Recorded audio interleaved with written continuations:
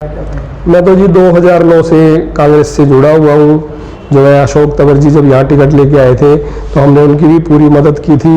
मैं यहाँ पे यूथ कांग्रेस का जो है उपाध्यक्ष भी रहा हूँ और मैंने इंडियन यूथ कांग्रेस के चुनाव अधिकारी के रूप में जो है कम से कम 13 स्टेटों में अलग अलग as a Lok Sabha returning officer चुनाव भी करवाए हैं। देखिए, हमने जो है शैलजा जी के चुनाव में बहुत मदद की थी उनकी। लगभग शहर के 13 वार्ड जो है मैंने और मेरी वाइफ ने डोर टू डोर भी किए थे और लोगों से जो बहुत लोगों को उनके साथ जोड़ा था।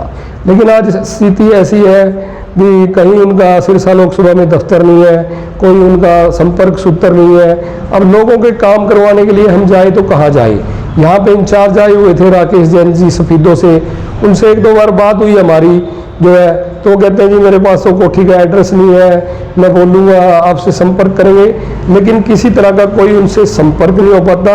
लोग जो है, जिन लोगों ने विश्वास करके वोट दिए वो आज अपने आप को ठगा सा महसूस कर रहे हैं। सांसद जो है कभी चुनाव जीतने के बाद जो है एक बार वो धन्यवाद करने यहाँ शगुन पैलेस में आई थी और एक बार फिर उन्होंने किसान रेस्ट हाउस में मीटिंग ली थी। उसके बाद कभी जो है लगभग 1.5 साल से ऊपर हो गया वो टोहाना हल्के में नहीं आई। कुछ गाँव का उन्होंने दौरा किया था।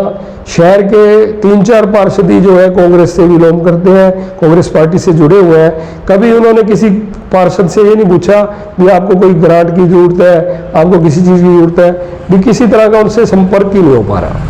यदि ऐसे नेता संपर्क नहीं बनाएंगे तो क्या पार्षद टूटने का डर है? ये भी होता है। बिल्कुल है जी। जब हमें जिनकी हम मदद कर रहे हैं, जिस पार्टी से जुड़े हुए हैं, अगर वो नेता वोट लेने के बाद अच्छे पदों पर बैठ के सरकारी सुख सुविधाओं का आनंद ले रहे हैं और हम तो चुने हुए पार्षद हैं, हमारे ही काम नहीं हो रहे और वर्करों के काम नहीं होंगे, तो निश्चित ही आने वाले समय में कांग्रेस पार्टी को इन नेताओं की वजह से बहुत ज़्यादा नुकसान होने वाला है।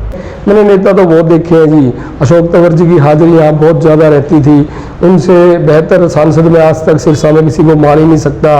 वो हमेशा यहाँ हमारे बीच में रहते थे और दिल्ली में भी संपर्क सीधा होता था।